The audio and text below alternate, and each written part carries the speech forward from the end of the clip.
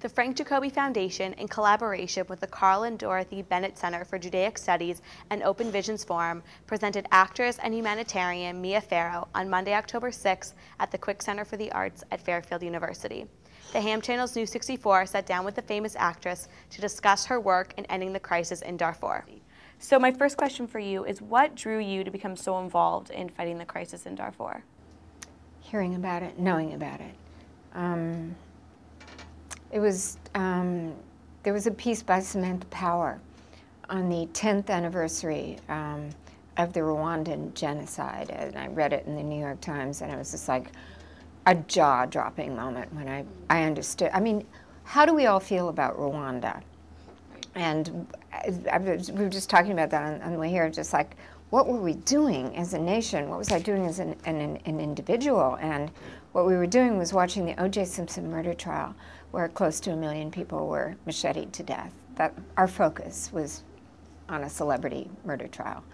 And so when I heard that in the Samantha Power article that a genocide was unfolding in a place I'd never heard of, I stepped up to see what was going on. And I was already a UNICEF ambassador, and I just said, you know, I'm going to quit if I can't get there, or I'll get there on my own steam anyway. They got me there. And that was 2004. And I honestly, I really don't have the words to tell you what I saw, what I learned. I mean, I'm still struggling to respond appropriately, and I think that the appropriate response was that I do my utmost to do my part to bring about an end to what I had witnessed, because now I was a witness. And I'm daily discovering what my utmost is, you know, it's that. I know that a few months ago you presented at the Senate's hearing on human rights, and you spoke about the situation in what's known as the Triangle of Suffering, which includes the countries of Darfur, Chad, and the Central African Republic. What, in your opinion, should the U.S. government be doing to help end that crisis in the region and also help to rebuild the region?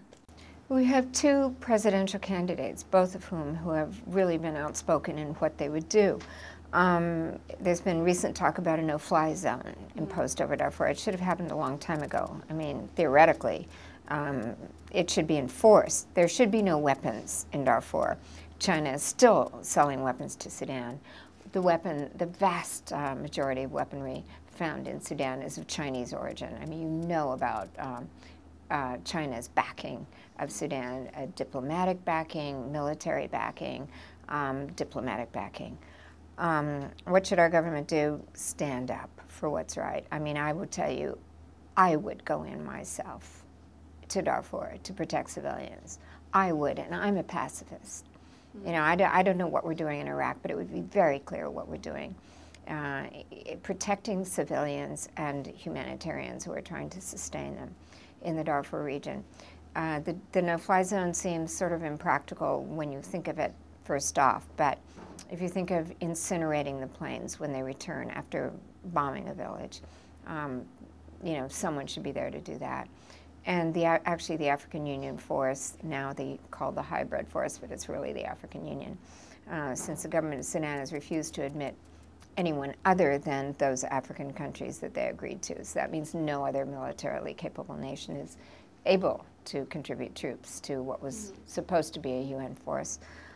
The result is a force unable to protect itself. But if we were to go back on that mandate, they do have the right to incinerate a plane if it goes and bombs a village. That hasn't happened. You probably know that attacks are now, there have been two IDP, internally displaced people's camps, attacked. One of them was actually just on the outskirts of El Fasher, where that UNAMID, UN mission in Darfur, is stationed. So that's how ineffective the protection force is. Just shifting gears a little bit from government to what individuals can do, what would be your advice to somebody who wants to really get involved and help out?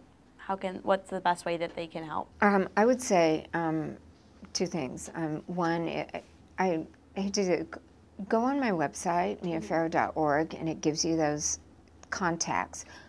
Contact the permanent 5 members of the Security Council and say that you want them to support the International Criminal Court decision to indict Omar al-Bashir. That will have huge leverage if we can get enough support for that.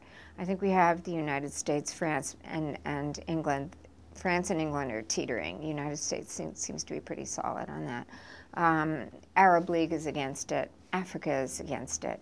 But if that indictment, not that we can go in and get him, but it will give the leverage to shake that regime.